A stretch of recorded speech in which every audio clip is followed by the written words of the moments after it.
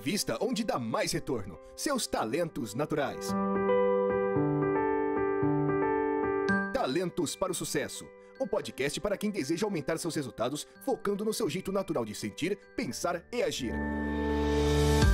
Olá, olá, seja muito bem-vindo a mais um episódio do podcast Talento para o Sucesso. Eu sou aquele que não gosta de regras, Rodrigo Ferreira, e estou aqui com ele que a gente estava morrendo de saudade, Raul Almeida. E aí, Raul? Tudo bem? Agora, oficialmente, Cidadão Mexicano saiu segunda-feira, meu Que visto. legal! Agora você tem que deixar crescer um bigode. Já eu falo, de vez em quando eu deixo. De vez em quando eu deixo. É. Muito bom, que legal, que bom. Vou te chamar agora de Raul. Sim, Messias Raul.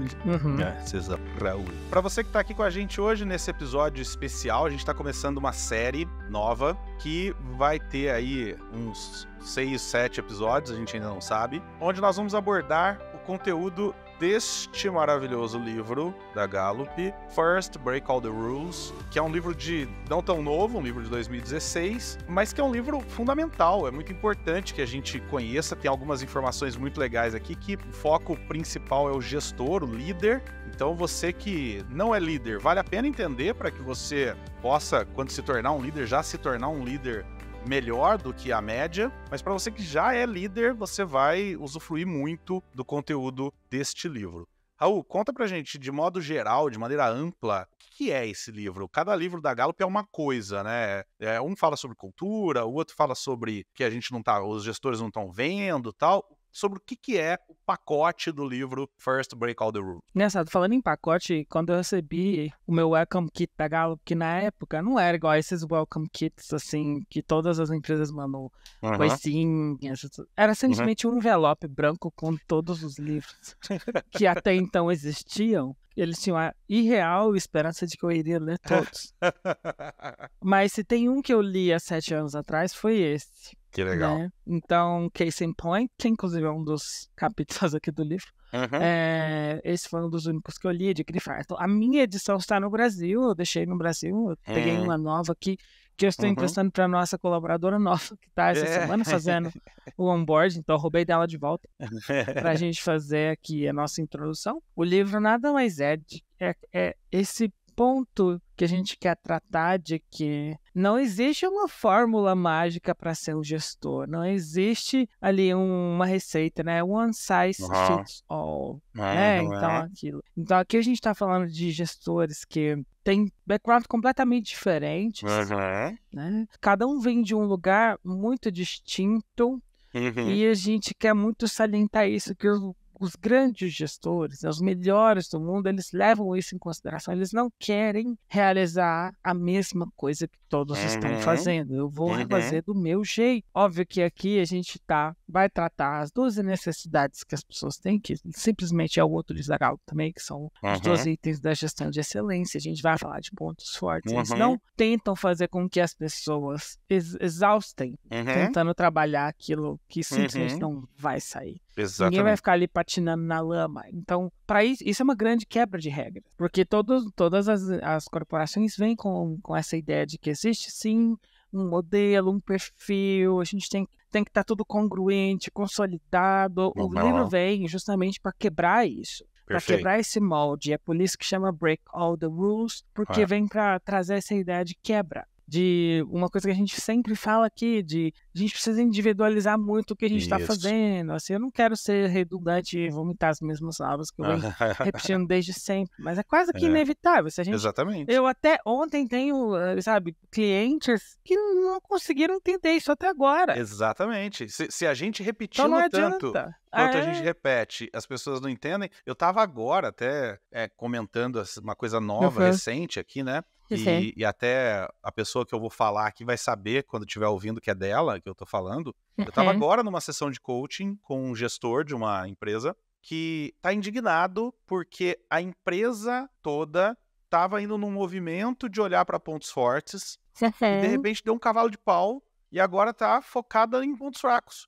E aí ele olhando e falando assim, cara, eu tô vendo que tá dando errado, eu tô vendo que não é esse o caminho, eu tô apontando que, olha, não é isso que tem que fazer, mas um gestor novo chegou ali, um CEO novo, e falou, não, vamos trazer todo aquele negócio antigo que não funciona, todo aquele negócio antigo que não estava funcionando já antes da gente começar a introduzir a visão de pontos fortes lá, e ele lá agora que incorporou a visão de pontos fortes, está sofrendo porque ele, por exemplo, teve numa reunião recente onde ele tem lá 95 coisas legais acontecendo no departamento dele e 5 que não são ruins, mas que são pontos que não fazem diferença pro resultado. Só que a reunião inteira foi focada nesses 5 que não fazem diferença pro resultado, mas que são gaps, né? O famoso gap.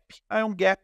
Então a gente tem que focar nisso, né? Então, quer dizer, a gente repete e ainda assim algumas pessoas não conseguem entender. Então, a gente vai repetir muito ainda. Mas, para mim, as duas grandes coisas que me chamaram a atenção nesse livro, Raul, de cara, assim, a primeira foi o título. Eu acho muito legal o título de dizer que a gente está quebrando as regras, né? Porque a Gallup é, de certa maneira, uma quebra de paradigmas, né? Tudo que a gente vê da Gallup é um negócio que as pessoas precisam de um exercício mental inicial ali para aceitar aquilo, porque é um contrassenso, digamos assim. Contrassenso não, porque é o senso, mas é um contra-paradigma mesmo do que todo mundo está acostumado. Então, a primeira coisa que me chamou muita atenção nesse livro foi, pô, que legal, vamos quebrar regras, né? A segunda coisa que me chamou muita atenção é, como você muito bem disse, não existe uma regra para todo mundo, não existe um jeito só de gerir, mas o que me chamou muita atenção para esse meu jeito cartesiano de ser é que a Gallup coloca em passos, que a gente vai ver aqui que são as chaves, as 4 chaves, então a gente vai ter um episódio para cada um, mas, óbvio, você tem que saber adequar aquilo à tua realidade, aos teus talentos e tudo mais, mas eu acho legal porque diz pro gestor, assim, ó, é daqui que você tem que partir, esse é o primeiro passo, esse é o caminho, digamos assim. Eu quero dizer isso para quem está ouvindo, que você ouvindo essa série com a gente, você não vai ter os passos do sucesso, não vai ter isso. Ó, é só fazer isso aqui que você vai ficar rico. Mas você vai ter, sim, indicativos de caminho para seguir que podem, com certeza, te ajudar a ter um bom resultado aí, né? Bom, vamos começar, então, introduzindo o que é esse livro. A primeira questão é introduzir o assunto. E o livro começa dizendo que a grande diferença aí dos grandes gestores é que eles não acreditam que uma pessoa pode atingir qualquer coisa, né, que ela quiser, qualquer coisa que ela quiser. Né? Eles não tentam ajudar a pessoa a superar suas fraquezas. E aí a gente volta no assunto de sempre, no assunto recorrente, que é focar em pontos fortes, né, Raul? Sim, mas acho que o que eles trazem primeiro aqui também, além disso, já sem também querer adiantar muita coisa. Primeira coisa é isso, né, que tem um switch muito grande dessa mentalidade. E isso, acho que para a época, a gente está falando assim, late 2000s, né? Assim, final da década.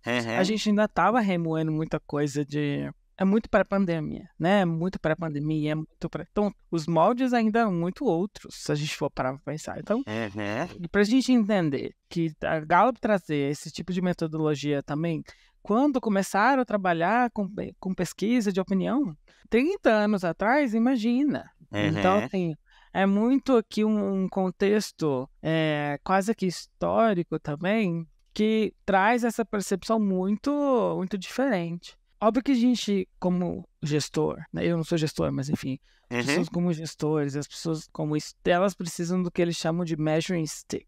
Né? Perfeito. E o que é esse measuring stick? É o literal nome do capítulo, né? Depois da introdução e depois do ciliar, né? Que Raul, com ativação número 1, tá nem aí pra metáfora. É realmente aonde eu vou me basear com isso. Isso. A gente já falou disso aqui. A gente já tratou desses pontos. A gente tem até uma série sobre isso aqui. Mas gestores como pessoas cartesianas que precisam se medir em alguma coisa, precisam começar de um ponto. Ó. Inclusive, ontem eu dei um webinar também sobre a nossa jornada Boss to Coach. Ótimo. Então, isso também... Tudo se conecta. Então, aqui a gente está falando de como surgiu isso, de como surgiu a métrica, de como surgiu o início de tudo. né? Então... E aí, Raul, uma coisa que você tá falando, tá vindo na minha mente é o seguinte, né? Porque a gente tá olhando para um livro que é antigo não, né? Mas assim, já é um livro não tão novo, só que a gente tá olhando com o olhar de quem já viu um monte de outras coisas depois desse livro, que obviamente, quando eles estavam escrevendo, eles não viram. Por exemplo, quando a gente vê aqui que eles abordam no começo sobre a importância do gestor, as pesquisas que eles fizeram para entender a importância do gestor, como você traz aí, né? Como que o gestor vai medir? Tudo isso ali estava sendo meio que descoberto, ou pelo menos, descoberto não, mas consolidado de alguma forma. E aí, enquanto você falava, veio na minha cabeça o último livro, Culture Shock, que vai falar sobre o impacto que a Gallup encontrou nesse tempo todo do gestor no preço, no valor da companhia. A gente tem um livro que está falando sobre como que o gestor deve ser, como que ele deve atuar, e que, sim, ali a Gallup já sabia que isso tinha que ser desse jeito, mas o que é legal é a gente olhar para hoje e ver que, sei lá quantos anos depois desse livro, a gente tem hoje novas pesquisas, novos dados, onde a Gallup fala, tá vendo? A gente tinha razão lá atrás. Né? E uma coisa que eu achei muito legal no Culture Shock, que a gente não tá abordando ele aqui, mas é só para trazer não tem problema, podemos mencionar. Né? Eu sempre vi e falei e propaguei a visão da Gallup de que o gestor tem no mínimo 70% de impacto no engajamento do liderado. Né? E aí no Culture Shock ele vai mostrar de onde veio esse dado. Então você tem lá nos apêndices de onde veio esse dado. E achei isso muito legal, de novo, para mim isso é muito importante. Mas uma coisa também que eu achei interessante lá isso é uma projeção otimista. Quer dizer, a Gallup fala que o impacto pode ser até maior do que 70%. E aí ela cria o caminho partindo do gestor até o valor da companhia, passa pelo cliente, tudo lá, pelo engajamento do funcionário, que a gente vai falar de tudo isso aqui nessa série. Mas o ponto que eu quero dizer é a raiz de tudo, a raiz que a Gallup percebe que vai gerar o valor da companhia lá em cima é o gestor. É o gestor. E aí a gente tem, então, voltando para o livro que a gente está abordando, a gente tem aqui uma pesquisa lá de trás, um livro lá de trás que já estava apontando isso. Quer dizer, olha só, o gestor, como você disse, precisa ter uma régua, precisa ter algo para medir, porque isso é importante. Porque o gestor é importante. E se ele medir errado, o próprio livro fala, se ele medir errado, ele vai ter um resultado errado. Eu achei muito interessante isso. Aí, só para entender que o que é esse measure stick, é o Q12, né? Exatamente. Então, é a nossa métrica. Então, isso é super importante, que mesmo tanto tempo atrás, e é muito importante também salientar que a responsabilidade do gestor está na movimentação dessas métricas, mais uma vez falando. Então, muito bom a gente entender que, e é por isso que isso é uma quebra, porque cada necessidade vai ser subjetiva. A gente está falando literalmente de subjetividade aqui. E é por isso que existe esse rompimento com um plano cartesiano de receita de bolo para gerenciamento de pessoas. Não existe isso. Não existe isso. Mas como pessoas que trabalham com números, a gente precisa ter aí algo para fixar e falar assim, olha, eu preciso focar em pontos fortes. Eu preciso mudar o meu paradigma, eu preciso mudar o meu ponto de vista, mas eu preciso ter algo sustentável, né, e mensurável para trabalhar, para começar a trabalhar. Se eu não tenho algo para começar, eu não vou conseguir direcionar a minha equipe. E é o que eu estava tratando ontem, assim, como que eu vou me tornar um gestor melhor, que literalmente já é um coach, não é um gestor? E aqui, vamos salientar, eu não quero que todos vocês pensem que vocês precisam se certificar como coaches. Isso, não é o coach profissional, né? Não, mas assim, atitude. O que eu trago, e o que eu trouxe ontem também no webinar foi, eu espero muito bem que você tenha chegado onde você chegou como gestor, não somente pela sua qualificação técnica. Isso. Essa é a regra que a gente quer quebrar também. Uma das regras que a gente quer quebrar aqui. Né? Exatamente. Eu li em algum lugar, eu acho que foi no Culture Shock também, que uma questão muito legal que é colocada lá, que é, você não dá o departamento de contabilidade da sua empresa para uma pessoa que não é formada em contabilidade. E você vai dar a gestão de pessoas para alguém que não sabe lidar com pessoas. Então, quer dizer, o que a gente está falando aqui, né? Tá, você, sei lá, você é um gestor comercial. Você tem que entender de aspectos de venda? Tem, mas você tem que entender pra caramba de gestão de pessoas. Porque é isso que você faz, né, Raul? Até nisso que você tá falando, Raul, ontem eu tava dando um treinamento numa empresa, para líderes de uma empresa, e surgiu um papo lá, uma conversa que eu achei muito legal, que tem a ver com o Q12, e que eu quero trazer aqui. Um gestor virou e falou assim para mim, falou, Rodrigo, olha só o que está acontecendo aqui na empresa. A empresa começou, a gente estava falando de engajamento, da importância de engajamento, dados de engajamento e tal, e ele virou e falou assim, olha o que está acontecendo aqui, a empresa está cortando custos. Cortando custos, ela está cortando treinamento, viagem dos funcionários, etc. E isso pode impactar no engajamento. Como é que eu mostro isso para a empresa? Como é que eu aponto isso para a empresa? Porque eu tenho falado e a empresa não faz nada e não sei o quê. E aí vem aquela choradeira, que na verdade ontem nem teve essa choradeira, mas poderia ter tido. E aí eu disse o seguinte para ele. Eu falei assim, olha, eu concordo com você, eu acho importante o que você está falando, mas vamos dar um passo atrás. O que está na sua mão? Né? Você não tem poder para mandar na empresa e impedir a empresa de cortar custos. Você não é dessa área, você não é board da empresa. Tal. O que está na sua mão? E aí eu voltei para o Q12. Eu falei, ó, eu vou falar só 2 Qs. Eu vou falar só o Q01, Q02. E você me diz se você daria nota 10 para você mesmo para cada um desses 2 aspectos. Nota 5, né, para você mesmo, para cada um desses 2 aspectos. Eu falei, peguei o primeiro, né, eu sei o que é esperado de mim no trabalho. Falei, vamos lá. O quanto você acha que os teus liderados sabem efetivamente o que é esperado deles no trabalho? Falei, dá uma nota aí para você de 1 a 5. E aí, obviamente, ele não deu 5. Né? Aí eu falei, tá bom, o que você tem que fazer para que isso aconteça? Ah, eu tenho que fazer isso, fazer aquilo.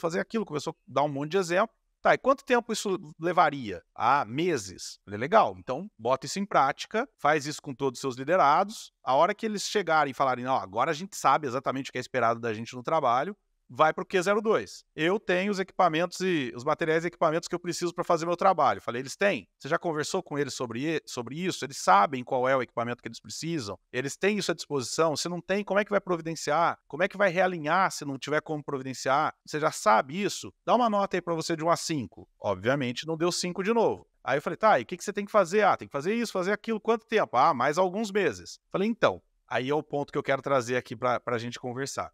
Antes dele cobrar tudo que ele queria cobrar da empresa, tudo que ele queria apontar para a empresa que a empresa estava fazendo errado, ele não estava fazendo a parte dele. A parte que ele, como gestor, tinha que fazer, que é clarificar as metas, clarificar os objetivos, deixar claro o que é esperado e etc., ele não estava fazendo. Então, tá, no mundo perfeito, seria legal que tudo isso tivesse acontecendo ao mesmo tempo, mas a gente não está no mundo perfeito. Então, o que está nas suas mãos? Pô, esses 2 estão nas suas mãos. Começa a fazer.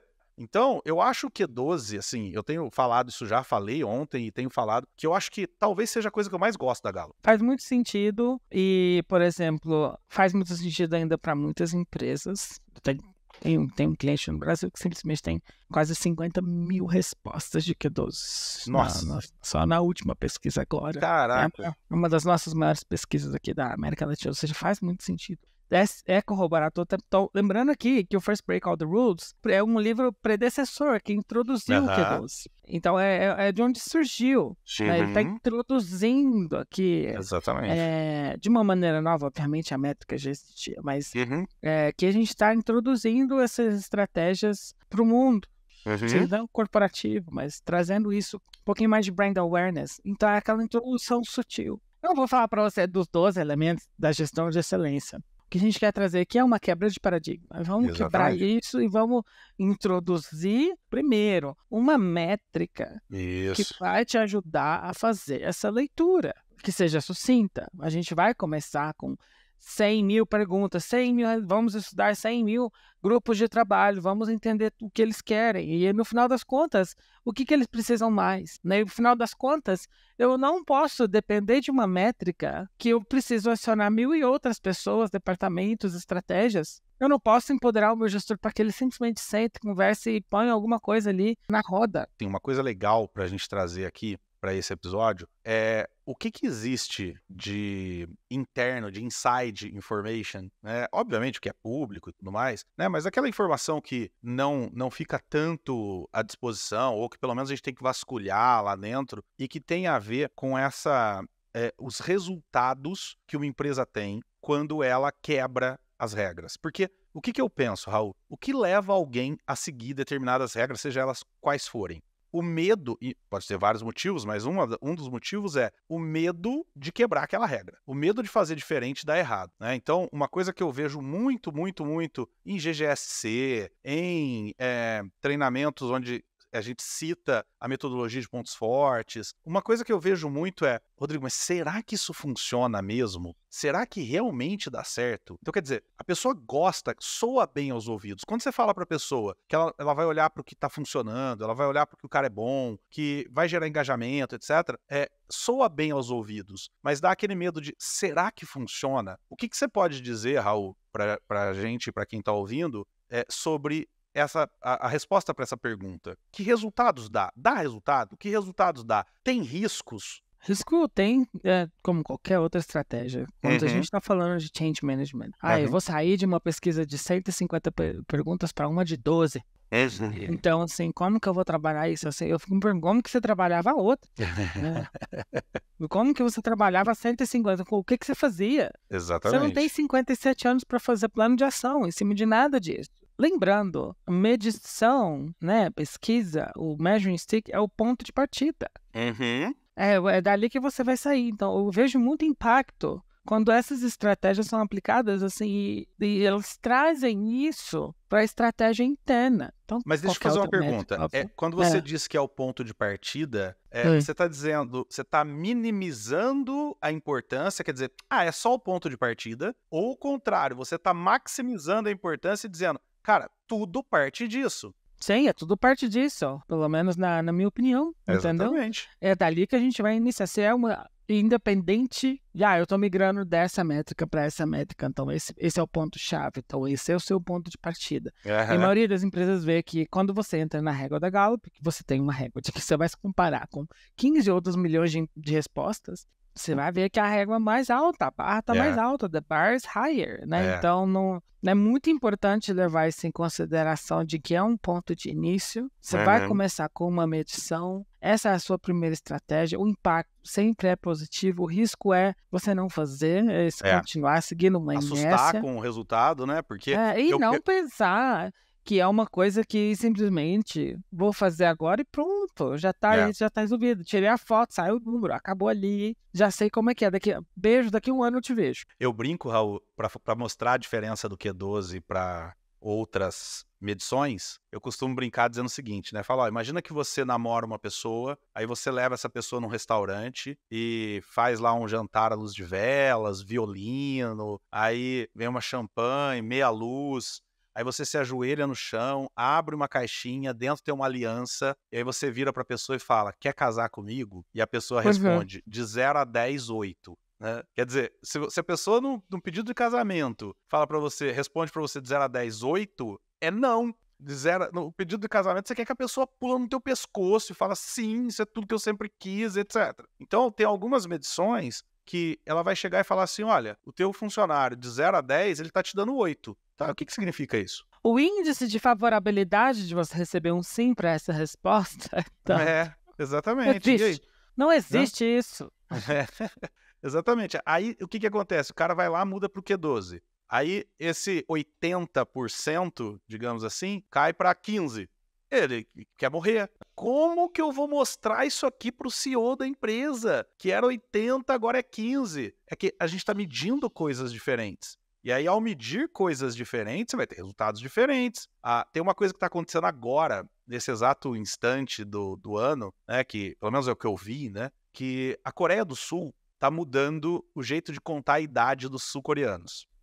Então, eles contavam de um jeito, que eu não vou entrar em detalhes agora, mas eles contavam de um jeito. Eles contavam, por exemplo, o período que está na barriga da mãe, tal, como idade, e agora eles vão contar de um outro jeito. Nesse processo de mudança, tem gente que vai ficar 2 anos mais novo, pelo menos na certidão de nascimento, né? Isso vai gerar alguns problemas. Por exemplo, tem gente que hoje pode dirigir e a partir de amanhã não vai poder mais. Tem gente que hoje pode beber, a partir de amanhã não vai poder mais. E aí, como é que lida com isso? Bom, o que acontece é que tá mudando a medição, você muda o resultado. Tá mudando a régua, muda o resultado. Mas a pessoa, o Raul coreano lá, não mudou. É a mesma pessoa, não mudou nada. Ele não vai, eu tava com uma barba branca aqui agora, ó, agora do ano que vem, a partir do ano que vem, eu não vou ter mais barba branca, porque eu vou ficar 2 anos mais novo. Não, eu vou continuar tendo barba. Quer dizer, a tua empresa vai continuar sendo a tua empresa. Os funcionários vão continuar achando o que eles estão achando. E isso é muito louco, porque eu tenho a impressão assim, não, agora é 15%. Não pode mostrar isso não, porque a empresa ficou pior. Não, a empresa não ficou pior, a empresa é a mesma, os funcionários são os mesmos. Só que agora você tem uma outra medição que vai te levar a outras coisas, né? A outras considerações, a outros resultados. Então, o que eu acho legal do Q12 é que ele não mostra uma coisa subjetiva, ele te mostra uma coisa objetiva. Ó, são X pessoas, entre aspas, que estão engajadas. Vamos fazer isso, vai mudar para X mais 1, X mais 2, X mais 3, X mais 4 e assim por diante. E aí a gente vai crescendo, vai melhorando ali o nível de engajamento. E aí naquela pergunta que eu te fiz, o que melhora quando a gente começa a ter uma régua que mede de uma maneira correta? E aí a gente está falando do Q12. O que melhora? Melhora engajamento? O que mais que melhora? Quando você age, não quando mede, né? Óbvio. Mas quando você age em cima dessas medições. Ou seja, quando você está medindo a coisa certa e agindo em cima da coisa certa. O que vocês veem aí na Gallup, via de regra, que geralmente costuma mudar, não só na empresa, mas na gestão, para o próprio gestor? Cara, o próprio turnover diminui. Assim, eu tô falando assim, não é só o ambiente que muda. Métricas se movimentam, outras métricas se movimentam também. Ótimo. Além de você estar ali criando um ambiente para as pessoas responderem positivamente para essas afirmações, não é só isso. Ótimo. Tá? Não estou só falando de work-life balance, eu não estou falando só de well-being, eu estou realmente falando de... E lembrando de uma coisa, essa métrica é você olhar para dentro, tá? O seu benchmark é interno, ok? Que você vai ter um benchmark quando você fizer o Gallup Access lá. É muito importante lembrar que esse measuring stick, né, que a gente está falando, a primeira quebra de regra, quando a gente está implementando uma métrica de Q12, eu acho que isso é uma coisa um pouco diferente que eu tenho do que eu falei em alguns outros, posso ter mencionado, mas não lembro. É que essa é uma métrica para você olhar para dentro. Isso não é uma métrica que você vai colocar um selinho na sua assinatura do e-mail. Que legal, cara. Adoro isso, Raul. Adoro isso, porque eu acabei de falar pro cara que eu estava conversando aqui antes da nossa gravação que determinadas medições são só para você botar o troféu na estante. Você não vai sair em lista nenhuma. A Gallup tem uma lista que a gente entrega 50 troféus maravilhosos do Exceptional Workplace Award por ano, mas isso não é o objetivo. O seu objetivo aqui é fazer com que realmente você veja tacitamente a mudança de ambiente. Eu tenho exemplos de empresas que incluem até umas perguntas abertas nas pesquisas, falando que a gente está tocando nessa parte de measuring stick, mensurar. Pra gente, você está escutando os seus colaboradores agora. Eles são o ganha-pão de vocês. Eles que movimentam essas métricas. Você, como gestor, é responsável por essa movimentação. Mas eles que vão movimentar. Então, a mudança é de ambiente, a mudança é de métrica, a mudança é impacto em outros resultados de negócio e a mudança é interna. Perfeito. Você não quer saber.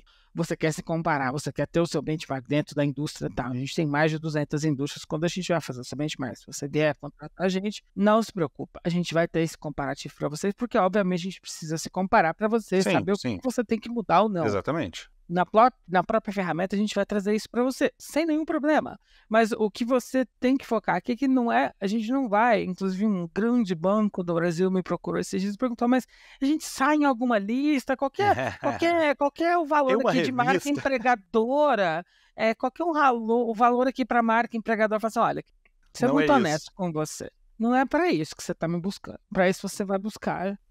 Acho que não tem nenhum problema de falar. Busca GPTW. GPTW, exatamente. Entendeu? A gente não está dishing, mas a gente está realmente. Se é para sair numa listinha na revista. São funções diferentes, né? Vai para exame, vai para GPTW, vai sair lá. Assim, você está fazendo alguma coisa a respeito sobre as suas estratégias de cumprimento e de necessidade dos seus colaboradores? Duvido. Não sei. Não creio que esse seja o seu foco.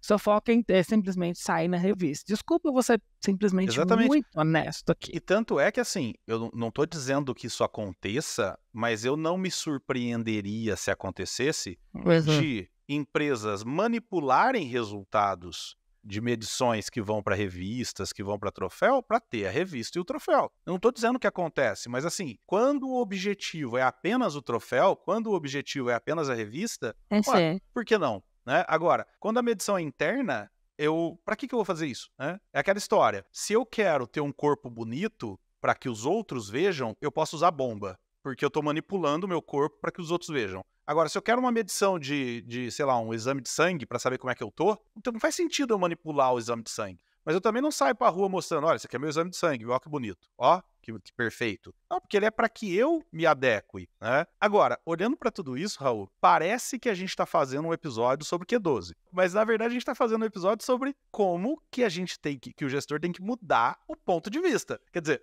o Q12 a gente tem lá, os episódios de Q12, vamos fazer outros depois. Mas o que a gente tá falando aqui agora é break all the rules. Exato, Né?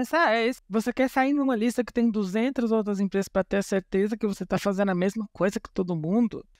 Sendo que o que vai te levar a extrapolar isso é fazer justamente diferente. Outra coisa? Exatamente. E aí, assim, se a gente conecta isso com o State of the Global Workplace, a gente tem lá, então, que, sei lá, no Brasil, 45% dos trabalhadores estão estressados. Se você quer fazer a mesma coisa que todo mundo, que é o que todo mundo está fazendo, que é o que está gerando 45% de pessoas estressadas, não, do jeito que tá, não tá funcionando. Aqui não é sobre o Welcome Kit, igual a gente falou, o meu Welcome Kit. Tudo bem que depois de olha só, isso que é interessante. Olha a diferença do investimento nas pessoas. Não tive o Welcome Kit. Eu tive o meu onboard nos Estados Unidos um ano depois. Me levaram para lá, para conhecer a nossa cultura, para conhecer tudo. Aí eu tive lá a minha camisetinha, minha garrafinha, tudo isso. Entendeu? Mas assim, é porque eles viram tanto o meu valor depois de um tempo que me levaram para lá. Sabe, para ver tudo isso que está acontecendo. Eventualmente, todo mundo que trabalha na Gallup passa por lá, mas assim, você ter esse cuidado com o colaborador. Eu, por exemplo, para ser bem honesto, quando eu tenho um mau dia no trabalho, é 100% culpa dos meus clientes, nunca é culpa da Gallup. Olha que legal.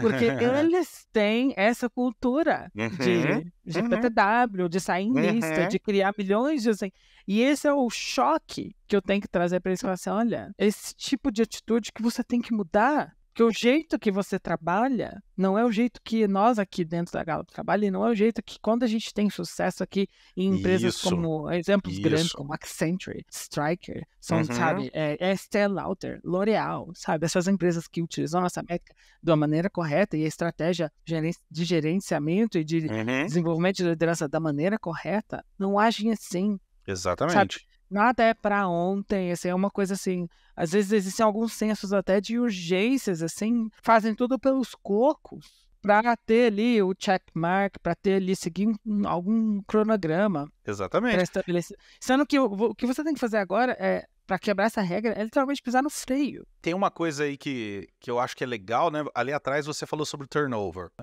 E o livro tem uma parte que eu gosto que ele fala assim, né? Isso nos mostrou que pessoas não deixam as empresas, deixam os gerentes.